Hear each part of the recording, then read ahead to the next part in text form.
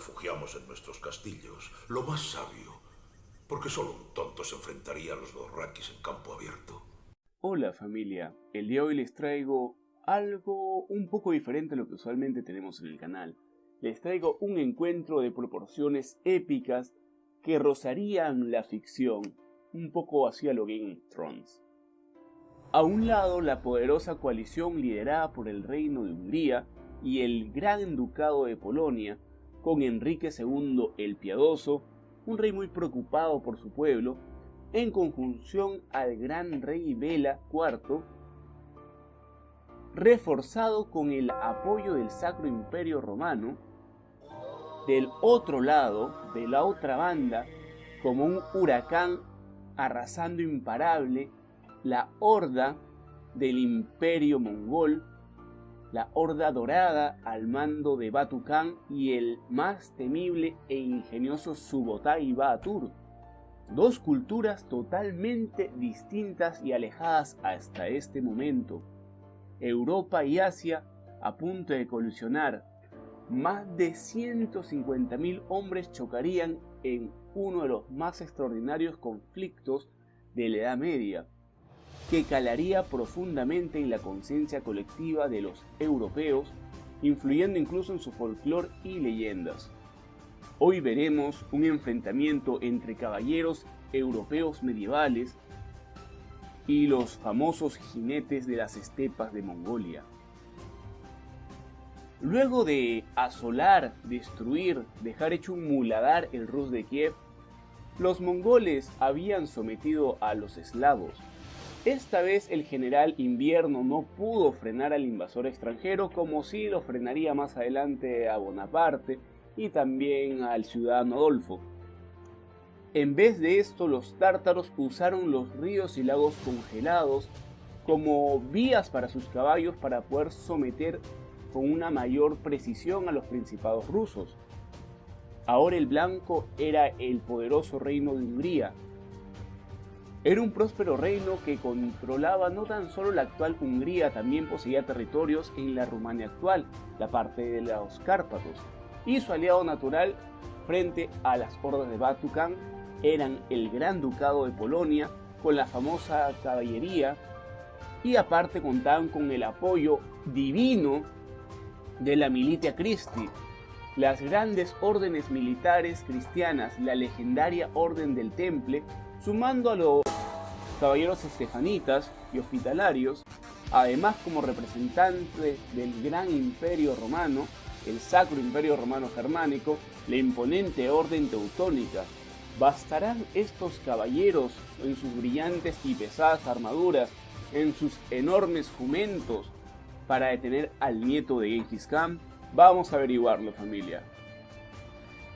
Batu Khan, habiendo superado a los búlgaros y rusos, necesitaba un plan de ataque capaz de derrotar a los húngaros sin quedar en medio de los rumanos y polacos, desprevenidos en los flancos y con la perspectiva de un choque frontal con los germanos, involucrando mayores tropas y una mayor logística. La solución fue aportada por el mayor general y estratega de los mongoles, Subotai Baatur, dividiendo el ejército en varios cuerpos que penetrarían con precisión milimétrica en los territorios de la coalición y les impedirían tomar un frente común y coordinar sus fuerzas en la defensa contra la horda.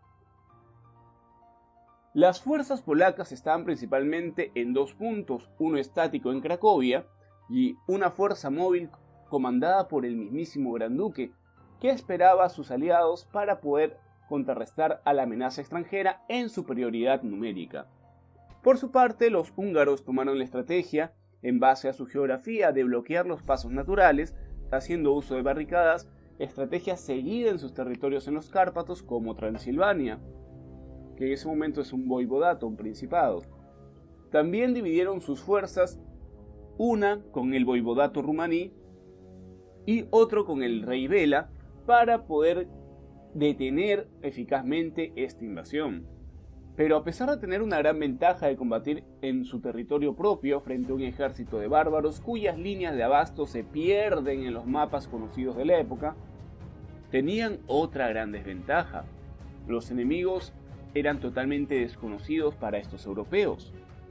Por el caso contrario, los mongoles, de los rusos y los comerciantes, las caravanas, obtuvieron una magnífica red de inteligencia, la YAM, que no solo de los ejércitos que iban a enfrentar más adelante en los territorios de Hungría, de Polonia, algo más sustancioso, más interesante que les gustaba a Subotai, que era la situación política de estos países, tanto Hungría, Polonia, Valaquia, la actual Transilvania, pasaban por ciertos conflictos internos.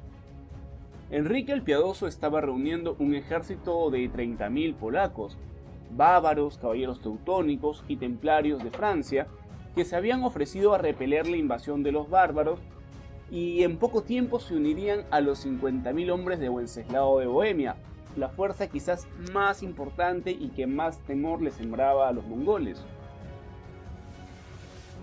El rey Bela esperaba reunir una cantidad mayor al del monarca bohemio.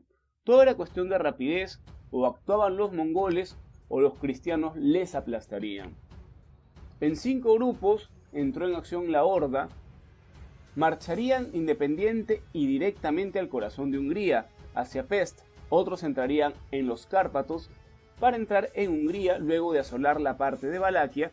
Otro entraría más profundamente en Transilvania y giraría también hacia Hungría. Y por último, otro tanto invadiría Polonia y convergería en Hungría, obviamente. No solo derrotando a la fuerza militar más importante de la zona, también aislando al reino del posible apoyo de sus aliados y protegiendo sus flancos, asegurando los campos y pastos para la horda, que tanto dependían de su movilidad como de su estrategia de sus monturas. En el Domingo de Ramos de 1241, el ejército norte dirigido por Baidar y Kadan Khan arrasaron Cracovia con 20.000 jinetes, o sea 2 túmens, y el 9 de abril, Enrique, gran duque de Polonia, con su ejército de unos 30.000 hombres, dividido en unos 4 o 6 grupos, les dio batalla en Legnica o Legnitz. La batalla se desarrollaría de la siguiente manera. Un grupo de caballería se lanza contra la caballería de arqueros montados de los mongoles, que les empezaron provocando inicialmente con una lluvia de flechas, pero estas monturas más ágiles en comparación a los caballos coraza, obviamente prefirieron guardar distancias evitando el choque. Cuando estos caballeros medievales europeos les empezaron a perseguir, les rodearon y prácticamente aniquilaron con sus arcos recurvos compuestos. Otro grupo de caballería, viendo esto, fúricos, atacaron a los mongoles y sus arqueros a caballos empezaron a replegarse. Cuando iban a llegar al contacto, la caballería pesada mongola también empezó a replegarse, cediendo rápidamente el campo de batalla a los briosos pencos, cuyos eufóricos dueños, forrados en metal, veían una victoria segura y gloriosa, tan cerca que se animaron a cargar. Animados, envalentonados, los caballeros cristianos cargaron sin dudarla sobre las líneas de los bárbaros, dejando muy atrás a su propia infantería. Estos caballeros espoloneaban sin piedad a sus caballos, que ya empezaban a sentir la fatiga de tanta carga, y encima cargando un caballero forrado de metal, más la propia armadura corporal del caballo. Esto sería un terrible error, ya que la caballería polaca, con los templarios y teutónicos a la cabeza, se zambulleron en la trampa de Baidar Khan. Se hallaron pronto frente a las lanzas de la infantería mongola. Mientras maniobraban para no ensartarse empujados por la inercia de la carga, al mismo tiempo les comenzaron a llover flechas sobre ellos. Y para empeorar familia, el asunto surgió algo totalmente asombroso que iba a acontecer a continuación, valga la redundancia. En ese momento de las líneas mongolas hicieron la aparición dragones. Sí, suena raro, dragones. Imagínense ustedes qué pensarían un ejército que está enfrentando a otro que encima es bárbaro, es pagano, con dioses diferentes y que probablemente son surgidos de las fauces del infierno, como hubiera pensado cualquier persona de la Edad Media, y encima porta unas bestias aladas que calza con las creencias medievales como son los dragones. En esa época todavía estaban recientes las incursiones vikingas con sus barcos dragones. Y si nos ceñimos a documentos como la historia polónica del religioso polaco Jan Długosz, nos cuenta cómo estas cometas de guerra, con formas pavorosas de reptiles que turbarían cualquier buen cristiano, provocaron confusión y pavor precipitándose sobre la masa de hombres y caballos europeos, emanando gran cantidad de gases tóxicos y potingues incendiarios. De esta especie humareda que imbuía a las tropas cristianas, al tiempo que la caballería pesada mongola cargaba por los flancos en medio de toda la confusión de los cristianos, debidamente protegidos contra el humo que generaban sus máquinas voladoras, empezaron a aterrorizar a los caballeros que cuando trataban de salir para replegarse o reagruparse eran blanco de las flechas mongolas. En ese momento un caballero mongol disfrazado totalmente al estilo europeo apareció entre las filas del gran duque gritando "huid, huid" en un perfecto polaco. Hizo que entre las líneas que trataban de reorganizarse cundiera el pánico. El gran duque no le quedó otra para salvar el honor y tratar de que la batalla no se le escape de las manos que cargar con su reserva hacia el centro del campo de batalla. Esta reserva era otra mezcla de caballeros templarios, franceses, silesianos y teutónicos.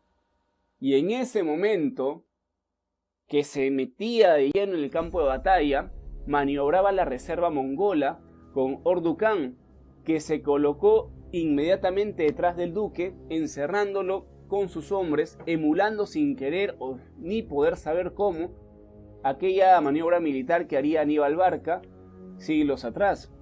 Fue una masacre cristiana polaca templaria total. Lo triste fue que el ejército de los bohemios estaba a solo un día de distancia de poder unir fuerzas con el polaco. De haberse logrado esta unión, hubieran duplicado el número de efectivos, habrían tenido una ventaja de 2-1 sobre los mongoles, que de por sí ya empezaron la batalla con una desventaja. A su vez, los cárpatos fueron arrasados, el ejército húngaro y de los voivodas rumanos totalmente diezmados.